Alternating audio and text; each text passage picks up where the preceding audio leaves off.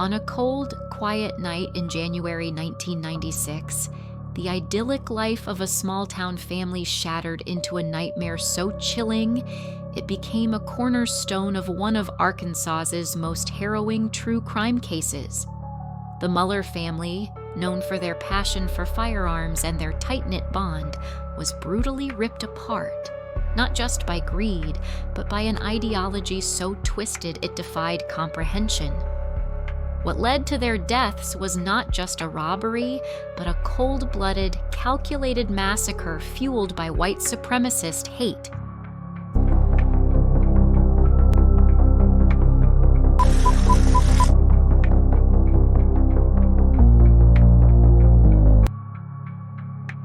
William Meuller, a licensed federal firearms dealer and self-employed electrician, was the patriarch of a family defined by their love for guns and their deep Christian faith.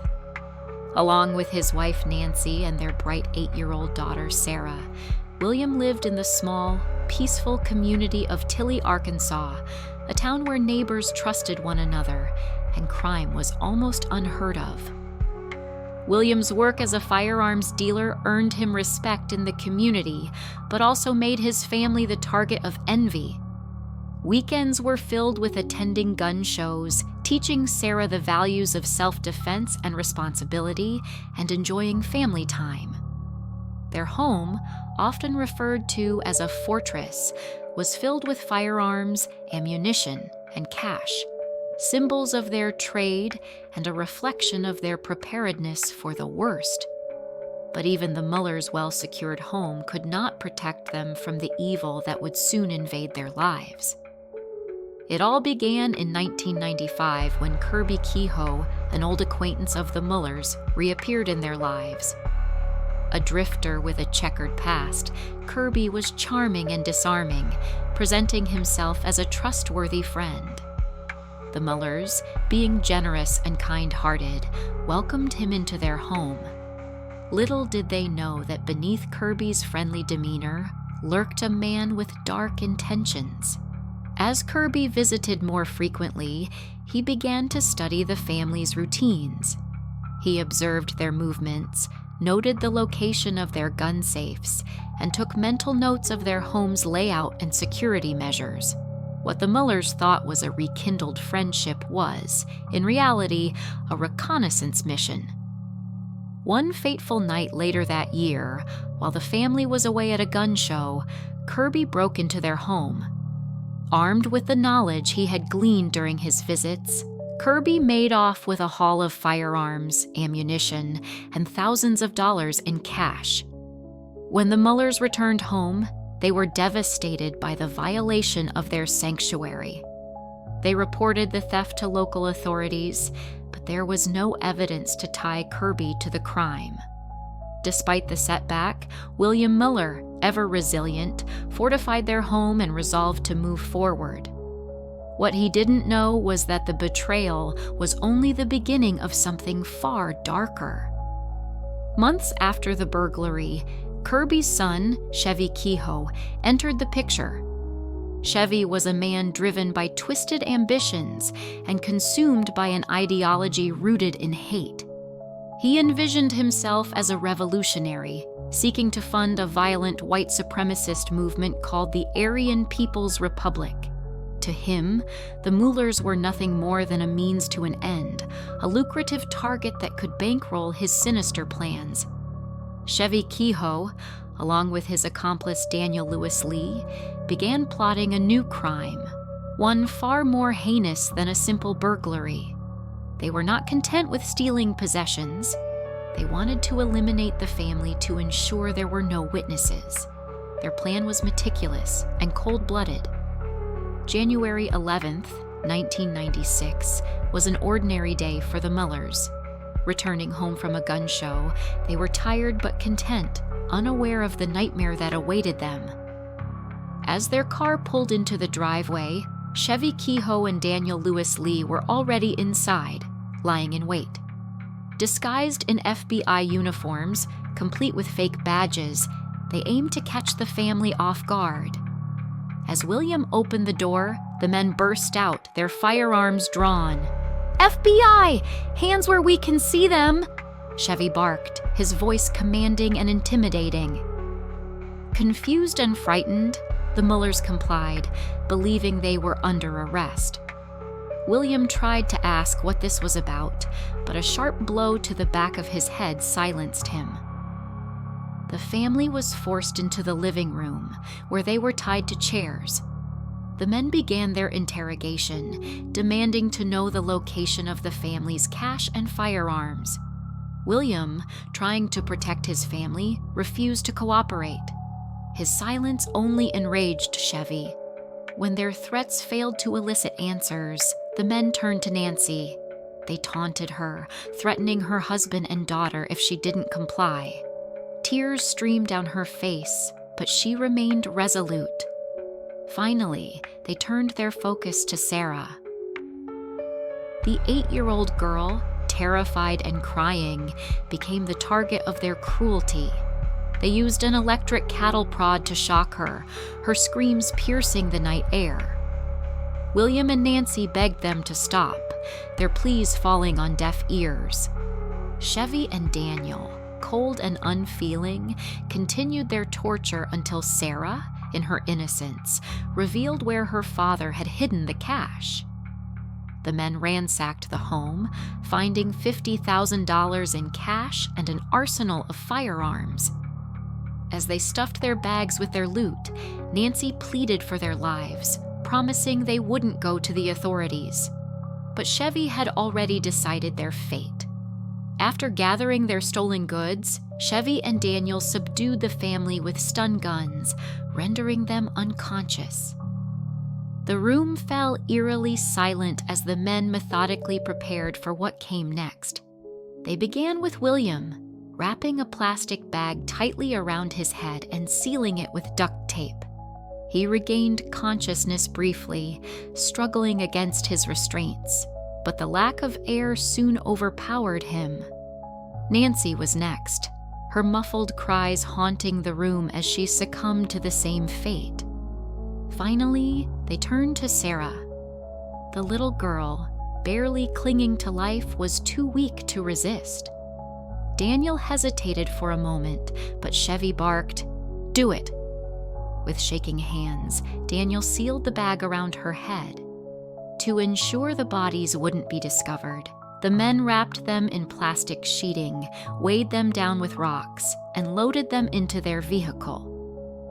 They drove deep into the Arkansas wilderness, where a remote bayou would become the family's final resting place.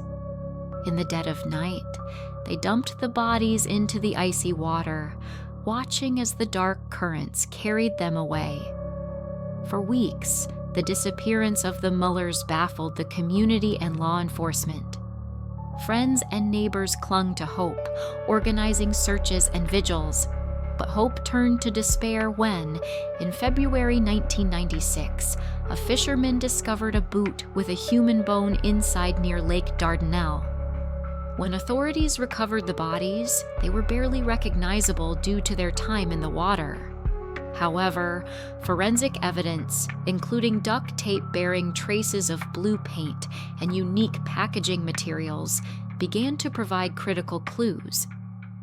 The discovery of the Meuller family's remains shocked the small town of Tilly and ignited a nationwide manhunt. Investigators pieced together evidence, determined to bring the perpetrators to justice. The first breakthrough came when forensic analysis of the duct tape used to bind the bodies revealed traces of blue industrial paint. This seemingly insignificant clue would later tie the crime to the vehicle used by the killers. Simultaneously, law enforcement began tracking the stolen firearms and ammunition. A few months after the murders, several of the Muellers' guns surfaced at a pawn shop in Spokane, Washington. The shop owner, questioned by authorities, provided a description of the sellers, Chevy Kehoe and Daniel Lewis Lee. Both men were already on law enforcement's radar for their involvement in extremist white supremacist circles. Further investigation into their activities revealed alarming connections.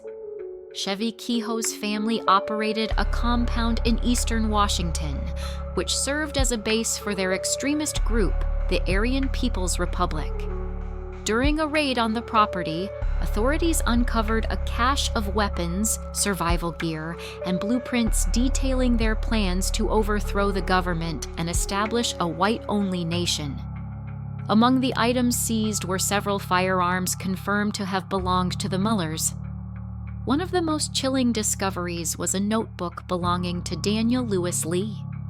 The journal contained cryptic entries that detailed the events leading up to the murders, including the plan to disguise themselves as FBI agents. The notebook also included ideological ramblings about racial supremacy and a list of potential targets for future crimes. As investigators closed in, witnesses came forward with key information. Chevy Kehoe's brother testified that Chevy had boasted about the murders, describing how he had taken care of loose ends to fund their cause. These testimonies, combined with physical evidence, painted a damning picture of the suspects. When the case went to trial, it captivated the nation. The courtroom was packed with media, spectators, and surviving members of the Meuller family. The prosecution built a compelling case, presenting evidence of the premeditated nature of the murders, the stolen goods, and the suspects' extremist motives. Chevy Kehoe, the ringleader, sat stone-faced throughout the proceedings.